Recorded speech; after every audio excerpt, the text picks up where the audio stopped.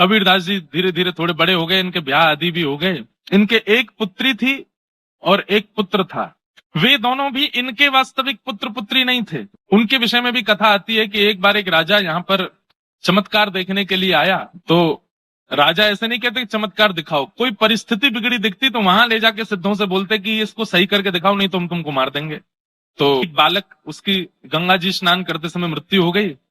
जैसे ही उसकी मृत्यु हुई तो मृत्यु के बाद में खूब वैद्यों ने भी प्रयास किए, बड़े बड़े लोगों ने आकर के उसको जीवित करने का प्रयास किया, कोई जीवित नहीं कर पाया। कबीरदास जी बड़े सिद्ध थे, नाम था इनका, तो राजा ने इनसे भी कहा कि बताओ, इसको जीवित करके दिखाओ, नहीं तो हम तुम्हारे प्राण हरण कर लेंगे। तो कबीरदास जी महाराज गए और जाकर के उस शव, फूल गया था पानी में उस बालक का शव, कबीरदास जी सामने खड़े होकर के बोले, राम नाम के प्रभाव से तुम जीवित हो जाओ, नहीं हुआ जीवित। काशी में भजनानंदियों के प्रभाव से तुम जीवित हो जाओ, नहीं हुआ जीवित। तो चार बातें और कहीं, उनसे जीवित हो जाओ, नहीं हुआ जीवित। अंत में कबीरदास जी बोल गए, मुझ कबीर के भजन के प्रभाव से जीवित हो जाओ। जैसे ही कहा तुरंत वो बालक जीवित हो गया, उठ करके बैठ गया। और देख करके महाराज सब लोग आश्चर्यचकित हो गए। कबीरदास जी बोले, वाह ठाकुर, क्या तुम्हारी लीला। मैंने कहा तुम्हारे नाम से जीवित हो जाओ, तो नहीं हुआ, मेरे नाम से जीवित कर दिया उसको।